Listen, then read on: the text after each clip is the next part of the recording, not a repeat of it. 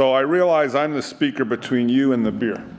But I have some new data. I think it's an issue that comes up all the time in management of patients with advanced disease. And I'll get through it as quickly as I can. I retell that testosterone matters, and you'll see why. It matters in the off-treatment interval in terms of quality of life. It also matters in the on-treatment interval. So some disclosures. I've been very involved in this field of hormonal therapy. And in fact, the story of intermittent therapy for me is now about a 25-year journey, because the first paper on intermittent therapy was a paper that I wrote, Willett Whitmore's patients, 20 patients on diethylstilbestrol in the pre-PSA era with metastatic disease. Probably the first patient on intermittent therapy was Bobby Riggs, the tennis player. Whitmore's patient, had metastatic prostate cancer, eventually killed him, couldn't compete on estrogen and begged to come off. And the rest is history. So we had those 20 patients, and then around the same time, Nick Brukowski, a molecular endocrinologist in Vancouver, proposed this counterintuitive hypothesis that re-exposure of stem cells to androgen would reinduce the apoptotic potential, might actually have a potential benefit in terms of long-term response. And then there's been a whole slew of data since then. So that's our first study, 1986, showing that you could cycle patients. This had never been done before. On and off treatment, they'd continue to respond. It was clinical assessment. So when the pain came back, they'd go back on diethylstilbestrol. And it led to, and this is Nick's study showing in the Shionogi androgen-dependent mammary model, that by transplanting the tumor into intact mice, castrating them when the cancer grew up, you could actually double the duration of androgen dependency, although it's 5 animals rather than 1. So there's a lot of controversy about that model, but at least clinically it led to a whole slew of phase 2 trials, mostly retrospective, mostly small, mostly not that much follow-up, but showed that, during the off-treatment interval, quality of life improved. Patients would continue to respond with serial cycles. The cycle length tended to get shorter over time. I was part of one large one led by Nick Brukowski in Canada, more than 100 patients. And we learned a lot from that about the biochemical response to treatment, how long it took to reach a nadir. And there was also a series of prospective randomized trials that are listed here. And these were mostly a mixture of patients, metastatic and non-metastatic. And the key ones were the Portuguese trial here of 900 patients. Again, mixed population, no difference in survival. A lot of them were kind of inconclusive. And so the kind of jury was out in terms of the key question, which was, does intermittent therapy offer the same survival, both prostate cancer and overall survival, as continuous therapy? And then about a year and a half ago, these 2 studies were published within a few months of each other, New England Journal. The Canadian-led study, which I was the PI on, the Pr7 in non-metastatic prostate cancer, rising PSA after local treatment, and the SWOG 9346 in patients with bone metastases. And these were kind of companion studies. Canada helped SWOG with accrual, and SWOG and the UK participated in the Canadian trial. So just to run through these briefly, the Pr7 non-metastatic trial, 1,400 patients approximately. Patients in the continuous arm got lifelong LHRH plus anti-androgen for a month to block flare. In the intermittent, they got 8 months of treatment. It takes that long to reach PSA nadir in the average patient, and then came off therapy and were restarted when the PSA rose to approximately 10. The PSA had to be above 3 for them to be eligible. They had to have a negative bone scan, continuous therapy when they became androgen independent. And basically, this trial's gotten a fair bit of attention. Absolutely no difference in overall survival. these were both non-inferiority designs. That is a trial design that has some complexities that most people don't understand, and it becomes relevant. I'll come back to that in a minute. But the p-value is highly significant for non-inferiority. So this is kind of a reversal of the usual. Usually you look at that and say, oh, the p-value must be very high. There's no difference.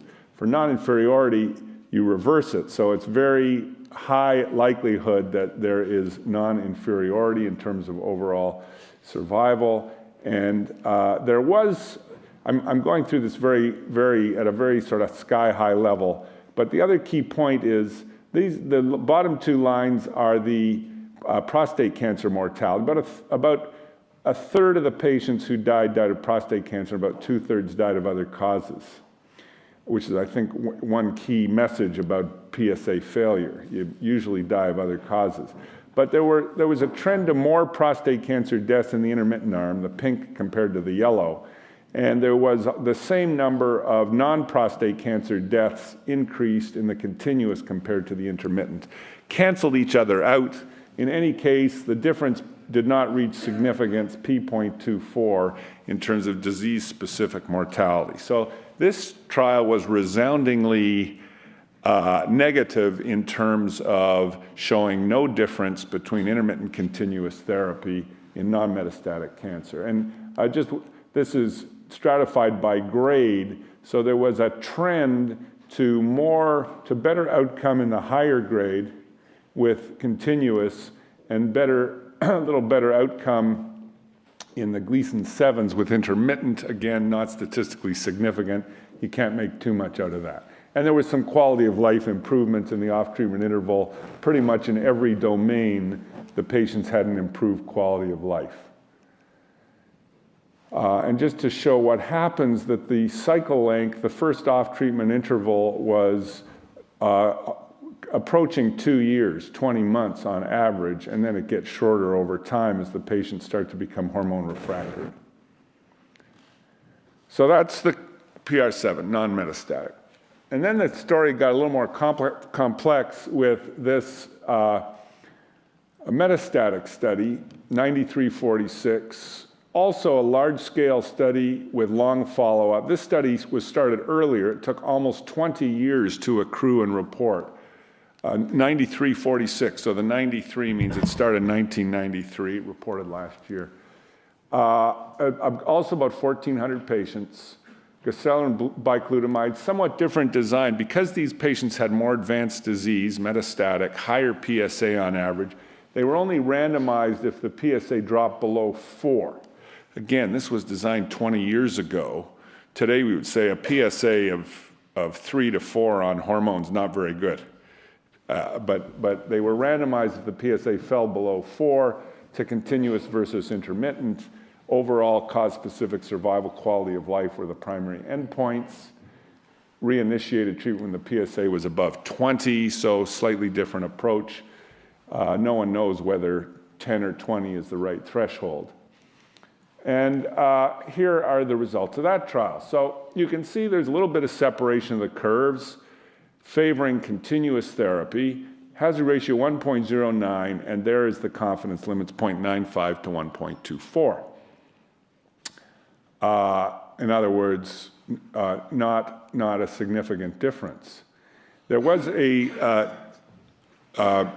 retrospective stratification of the outcome according to minimal versus extensive disease, which was really defined as location more than number of metastases. For what that's worth, that's how they did it. And,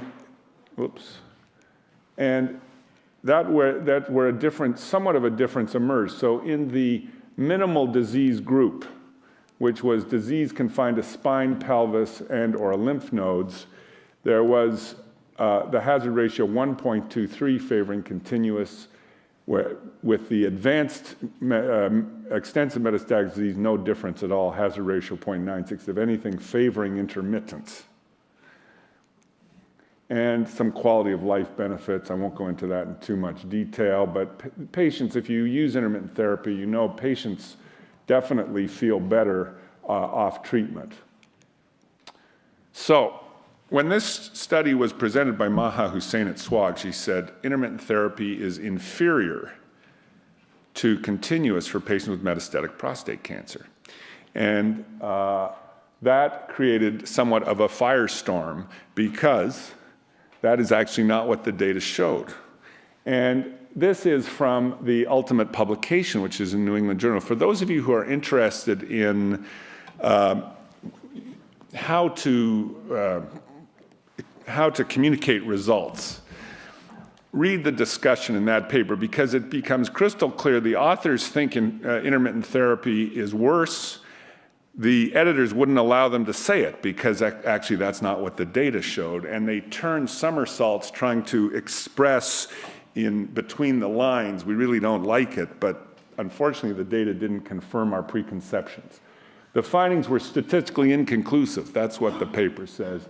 The confidence interval survival exceeded the upper boundary for non-inferiority, cannot rule out a 20% greater risk of death in intermittent therapy, but too few events occurred to rule out significant inferiority. Well, you never know. If you know anything about statistics, you know you can't say it's too few events because you don't know what those events are going to be. Improved quality of life. For the biostatisticians in the room, the amateurs, this is a great paper called How to Interpret Non-Inferiority Trials. And it was actually updated in, I think, 2011 in JAMA. And this comes from that paper. And it shows that when you do a non-inferiority trial, you set a delta, which is what you think is the clinically significant difference that you want to rule out exists. And to show non-inferiority, you need this. You need or to show inferiority, pardon me, you need both ends of the confidence limits beyond the delta there. Here's where we were with our non-metastatic trial, non-inferior. Here is where the SWOG trial is inconclusive. And there's absolutely no question you cannot say anything other than it's inconclusive based on this fundamental methodologic approach. And you also can't rule out superiority. Unfortunately, you just can't say much. A trial of 1,400 patients that took 20 years to do.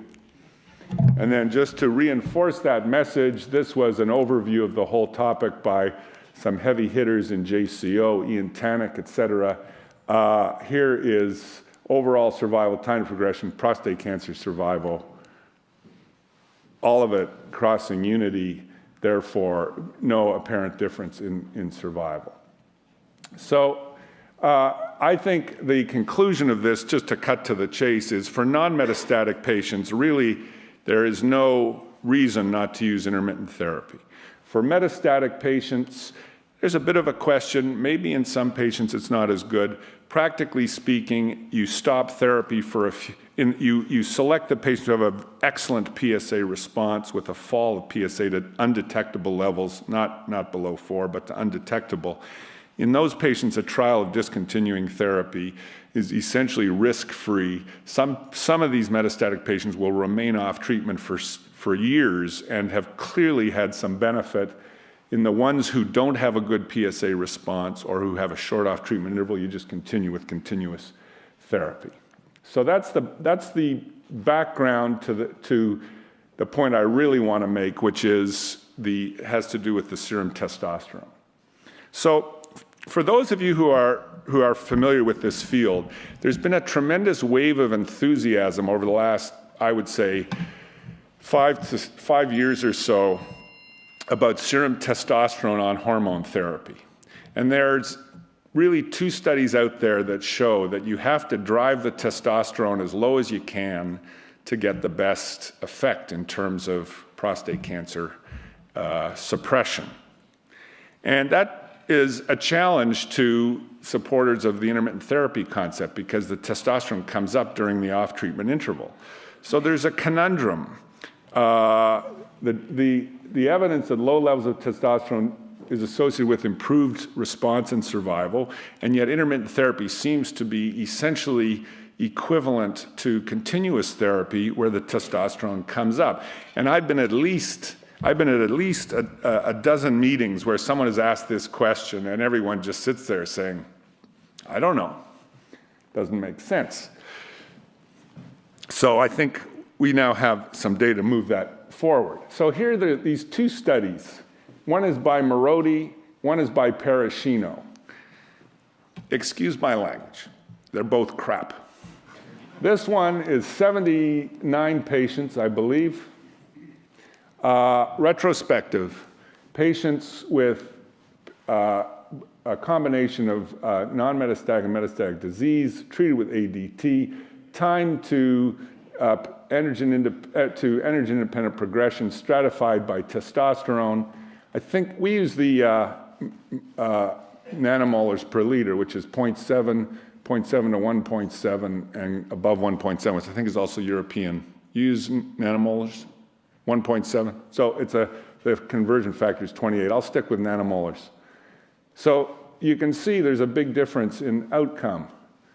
Remarkable difference in outcome depending on how low the testosterone is on hormonal therapy. But it's a retrospective study of less than 80 patients. And the other one is Parashino, 129, at least a little bigger. Testosterone is predictive as PSA in survival in men on hormonal therapy. You know, PSA is very predictive.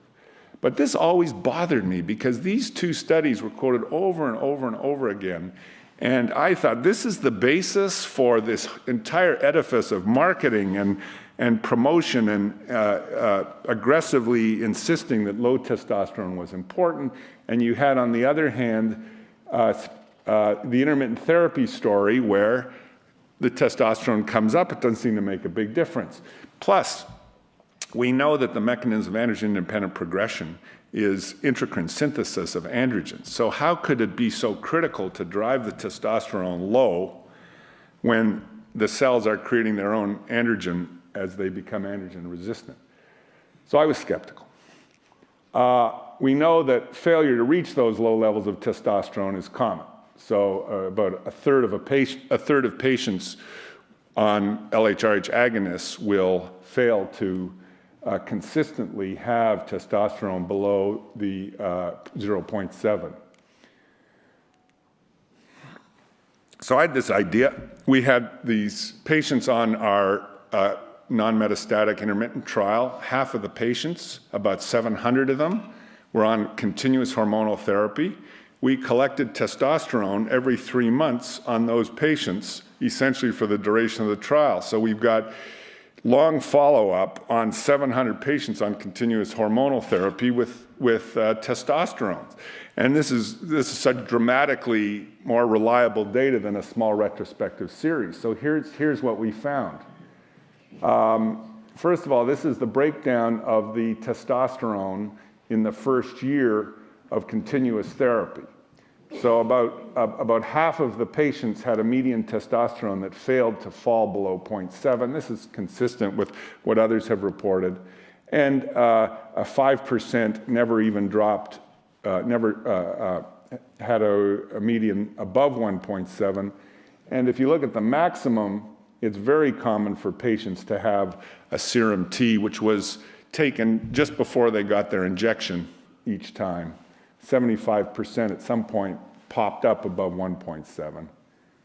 And here's the data, which, to my amazement, confirmed the results of those two studies that I had dismissed all those years, that in fact the serum testosterone had a major impact on time to androgen-independent progression. Hazard ratio of almost 2 for the ones whose median, this is the median testosterone, failed to drop below 1.7, and 1.4 hazard ratio for the intermediate group. And minimum, even more powerful, that means the relatively small number of patients whose testosterone was not suppressed below 1.7 at all, the hazard ratio of almost 3 for time to androgen-independent progression. A little less compelling for the maximum. So maybe this means the mini flare or the surge doesn't make that much of a difference. What's more important is having relatively consistently sustained levels below that threshold, although there was a trend that was consistent with the other findings. So here was this now solid data, and this is brand new data, by the way, just hot off the press, not even off the press, off the, not published yet, but showing that the level of testosterone actually matters. You've got to measure testosterone. If it doesn't drop, you should do something to drop it further below that 0.7 threshold. And then the final point I want to address is how do you reconcile that with intermittent therapy, where the testosterone rises? So here's my proposal. You have the key point is that in prostate cancer, there is a heterogeneous response to androgen deprivation and androgen sensitivity. And there's many reasons for that you all know about related to mutations and overexpression of the androgen receptor and so on. And just one piece of preclinical evidence supporting that, these are two versions of LinCap, one of which is bicalutamide resistant.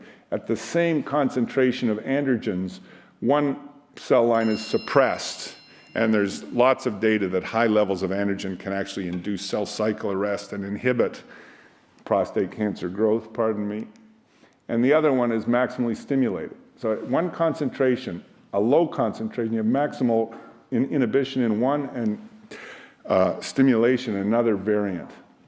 And so you can imagine this is a simplified model, 3 cell types. You have the stem cells.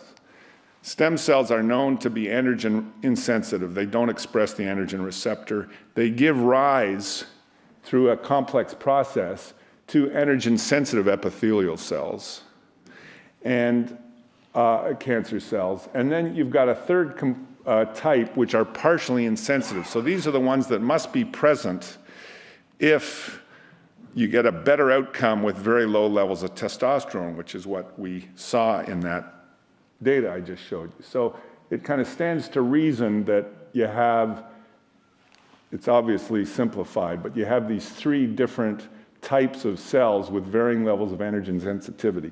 So you have your hormone-naive patient who's got a mix of cells. You drive the testosterone down hard below 0.7, and you wipe out everything but the stem cells, because the sensitive cells undergo apoptosis, so do the partially insensitive cells because they respond to that very low level of testosterone. You're left with a largely, then the patient stops treatment, the testosterone comes up, the prostate cancer cells repopulate, mostly androgen sensitive. In contrast, you don't drive the testosterone that low. Let's say you only drive it down to 50 or 1.7. You're left with the red partially insensitive cells. They repopulate when testosterone recovers, and what you have is a more androgen-insensitive population at the same time point. And then, of course, due to survival mechanisms, you get adaptation and selection, and you end up with hormone resistance, but it takes longer. So this is a simple model that actually is supported by preclinical data that just can kind of integrate these two apparently contradictory observations. And the implication is, when you use intermittent therapy, you need to hit the patient hard during the on-treatment interval. You want this story, you don't want this story. We haven't looked at the intermittent arm of that trial to see if those patients also did better if they had low testosterone during the on-treatment interval. That's our next project. So to conclude and to break for beer and dinner, long awaited, I would say intermittent therapy has become the standard of care for most patients with biochemical recurrence. It should be. You need to monitor the testosterone and change therapy, either switch to a different drug, add an anti-androgen, do something to aggressively induce androgen deprivation during the on-treatment interval. There's a lot of unanswered questions in this area for the younger people here who are interested in research questions, all kinds of clinical trials still to do in the intermittent therapy story, including the optimal duration, timing, how much quality of life benefit is debatable, combined androgen blockade, 5 ARIs. This whole story about the testosterone level, I think, still needs to be sorted out, particularly in the intermittent therapy story, and the rate of testosterone recovery and what that signifies is also really unknown. Thank you very much.